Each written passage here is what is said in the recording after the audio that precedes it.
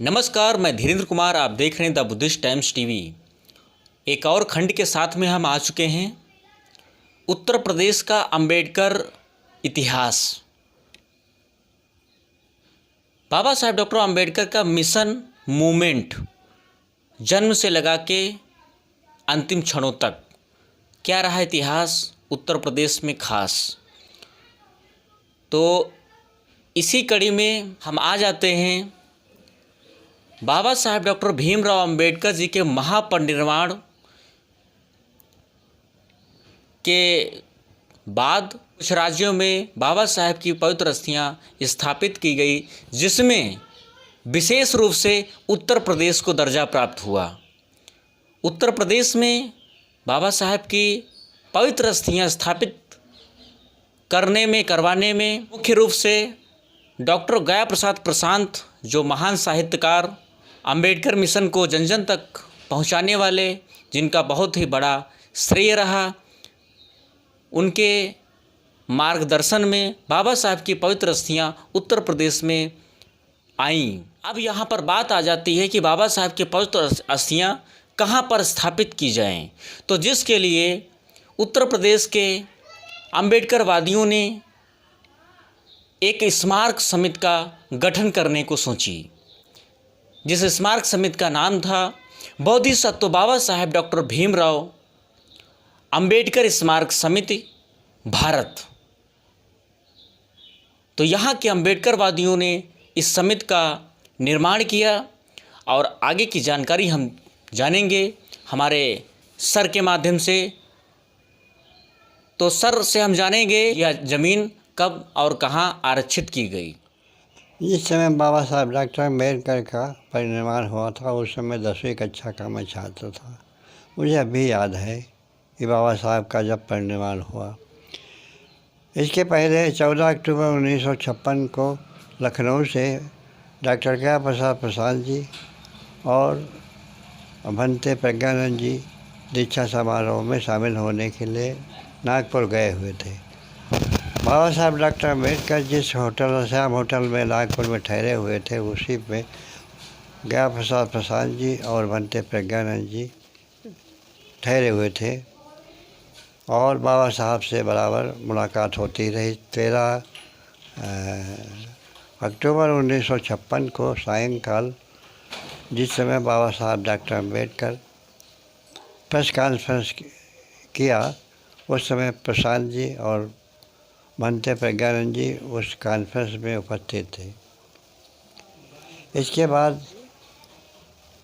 14 अक्टूबर 1956 को सुबह जब ये कहा गया था कि बाबा साहब डॉक्टर अम्बेडकर एक जुलूस के साथ नागपुर के शहर में सड़क में सब जगह घूमता हुआ एक जुलूस निकाला जाएगा जो दीक्षा भूमि को जाएगा।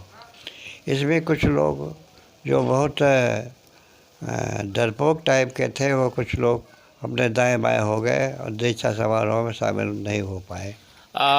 गुरुजी, यह माना जाता है कि जो है अंबेडकर जयंती मनाने के लिए उत्तर प्रदेश में यहाँ पर बहुत ही पहले से जो है, जैसा कि आपने बताया कि रिसालदर पार्क से लगा करके हजरतगंज से हो करके आगे इत्यादि ऐसी कई लोकेशन है जहाँ से आकर के वो जो है रिसालदर पार्क तक पैदल मार्च के रूप में, रैली के रूप में जो है वो आते थे। ये इसके विषय में ज़रा जो है मुख्य बिंदुओं पर जो है प्रकाश डालिए। अम्बेडकर जयंती के पूर्व में यहाँ लखनऊ में अमीनाबाद में एक पार्क था, उसमें रविदास जयंती मनाई जाती थी। इसके बाद धीरे धीरे करके 14 अप्रैल को बाबा साहब की जयंती मनाना शुरू हुआ और ये कार्यक्रम यहाँ के कुछ सम्राट लोग, उसमें सबसे महत्वपूर्ण जो भूमिका थी उसमें डॉक्टर गया प्रसाद प्रशांत जी का ही रहती थी। वही आगे, क्योंकि बाबा साहब के संबंध में बाबा साहब से कई बार डॉक्टर प्रसाद मिले और उनसे दिशा निर्देश लेते रहे, इसलिए वो बहुत इच्छुक रहते थे कि डॉक्टर बाबा साहब अम्बेडकर की जयंती मनाई जाए। और वो जयंती शुरू में अमीनाबाद के पार्क में ही बनाई जाती थी और शुरुआत यहीं से होती हुई थी। ये कौन से सन की बात है सर? ये करीब हमारी समझ में आता है कि ये करीब करीब 60 के बाद की बात है, जब मतलब ये शुरुआत हुई है। मतलब 1960 की बात है। 1960 की बाद से ही बाबा साहब जयंती लखनऊ में मनाना शुरू हो गया, आरंभ हुई जी। तो यहाँ पर सर जो हम बात कर रहे थे अम्बेडकर स्मारक समिति लखनऊ उत्तर प्रदेश की, तो इस पे जो है प्रकाश डालने की पूरी कोशिश करेंगे सर के माध्यम से। हाँ, बाबा साहब डॉक्टर अम्बेडकर जब परिनिर्वाण हो गया उसके बाद जैसा चाहते थे प्रसाद जी कि बाबा साहब डॉक्टर अम्बेडकर लखनऊ में आकर के दीक्षा कार्यक्रम करें और लोगों के यहाँ के उत्तर प्रदेश के लोगों को दीक्षित करें, पर दुर्भाग्य यह रहा कि 6 दिसंबर को ही बाबा साहब परिनिर्वाण हो गया। जब मतलब जो है 14 अक्टूबर 1956 नागपुर के बाद में यहाँ उत्तर प्रदेश में नंबर लगने वाला था कि यहाँ पर बाबा साहब आने वाले थे और उत्तर प्रदेश की जनता को वो बौद्ध धर्मांतरण समारोह में शामिल हो करके उनको धर्मांतरण की दीक्षा देने वाले थे। लेकिन उसी उपरांत बाबा साहब का महापरिनिर्वाण हो गया था। इस दुखद घड़ी के बाद में जो है यहाँ पर क्या हुआ, आगे की जानकारी सर। बाबा साहब डॉक्टर अम्बेडकर 14 अक्टूबर 1956 को नागपुर में जो दीक्षा देश के बाद 16 तारीख को 15 को दूसरा दीक्षा समारोह है। 16 तारीख को चंद्रपुर में नागपुर में जो एक बहुत बड़ा शहर है वहाँ पे दीक्षा दी और वहाँ पर यह घोषणा की थी कि मैं 16 दिसंबर 1956 को बॉम्बे में बहुत बड़ा दीक्षा समारोह आयोजित करूँ। इसके साथ ही अन्य शहरों में भी दीक्षा समारोह आयोजित किया, उसमें लखनऊ भी शामिल था। लखनऊ में बाबा साहब आकर के दीक्षा देने वाले थे। दुर्भाग्य रहा कि वो बाबा साहब 6 दिसंबर के पहले ही उनका परिनिर्वाण हो गया। उस समय बाबा प्रसाद जी बहुत निराश हुए, कहा बाबा साहब नहीं आ सके, लेकिन उनका अस्थि कलश मैं ज़रूर किसी न किसी रूप में लाऊंगा। और वो लेकर के भैया साहब यशवंत राव के साथ आए और वो दयानिधान पार्क में उसका 15 दिसंबर 1956 को बहुत बड़ी मीटिंग हुई जिसमें अस्थि कलश रखा भी गया था और रखा रहा वर्षों तक। निशादार पार्क में अस्थि कलश रखा रहा, पर जब वो टूट गया, वो नया निशादार पार्क बनाया गया। उस समय पता नहीं किन परिस्थितियों में कैसे किसने क्या किया है, वो अस्थि कलश वही गायब हुआ। लेकिन उसके पहले डॉक्टर प्रसाद जी चाहते थे कि अस्थि कलश का स्तूप बनाया जाए यही लखनऊ में। उस समय एक समिति का निर्माण हुआ, प्रोफेसर बाबा साहब डॉक्टर अम्बेडकर स्मारक निधि समिति भारत, परंतु वो समिति। आपकी जानकारी के लिए साथियों हम बता दें कि आज के समय में उत्तर प्रदेश की सरकार जो कर रही है कोई नया काम नहीं कर रही है। बाबा साहब डॉक्टर अम्बेडकर स्मारक समिति स्मारक बनाने का जो काम किया है वो कोई नया काम नहीं है। वो वर्षों पहले ही अम्बेडकरवादियों ने चालू किया था, जिसे कथाकथित कुछ अम्बेडकरवादियों के चलते वह अम्बेडकर स्मारक समिति का कार्य अधूरा रह गया था।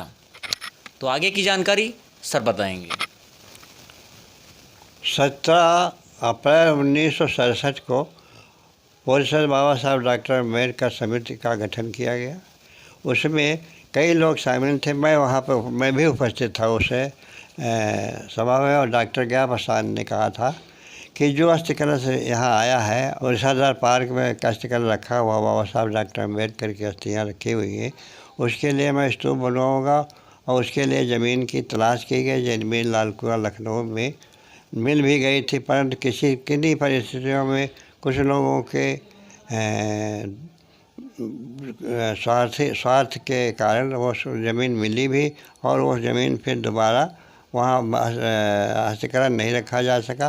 परंतु वो समिति पहली जो थी लखनऊ में गठित हुई थी बाबा साहब के नाम से, और जो आज अब इस संबंध में ज़्यादा नहीं बता सके, लेकिन उसमें जो लोग उपस्थित थे उसमें ऋषि दिनकर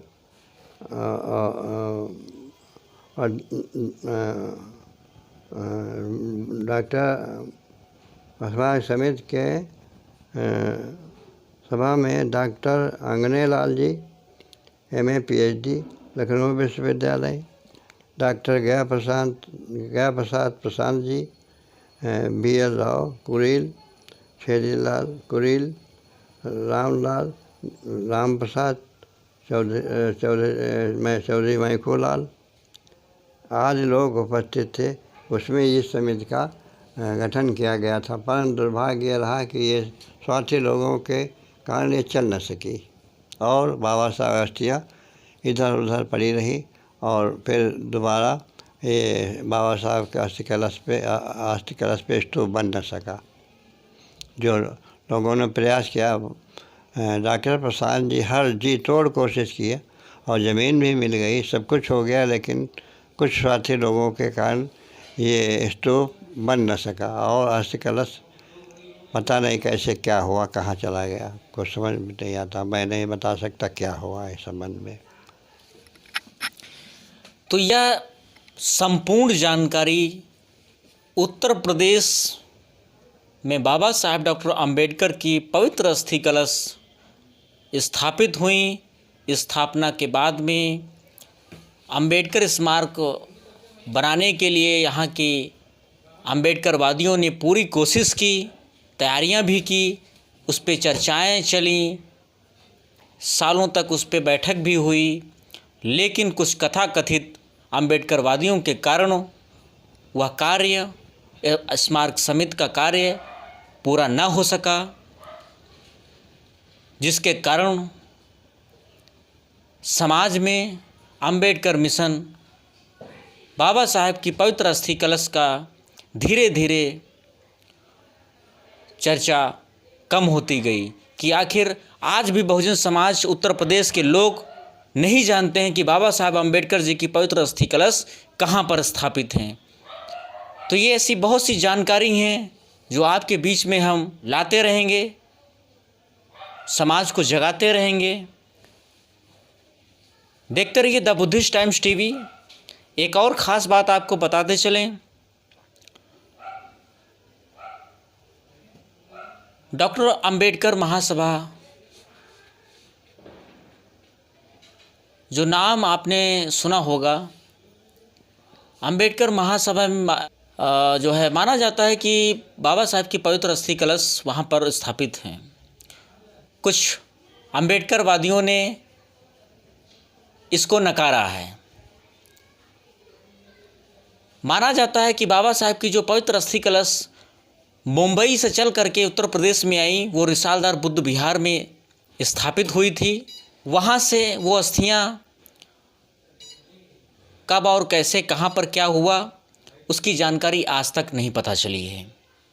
तो बने रहिए हमारे साथ, देखते रहिए द बुद्धिस्ट टाइम्स टीवी। खबर हमारी अच्छी लगी हो तो आप हमें कमेंट बॉक्स में जा करके अपनी राय ज़रूर दें, और चैनल पर नए हैं तो सब्सक्राइब करिए, शेयर करिए। देखते रहिए द बुद्धिस्ट टाइम्स टीवी। जय भीम, जय संविधान, जय भारत।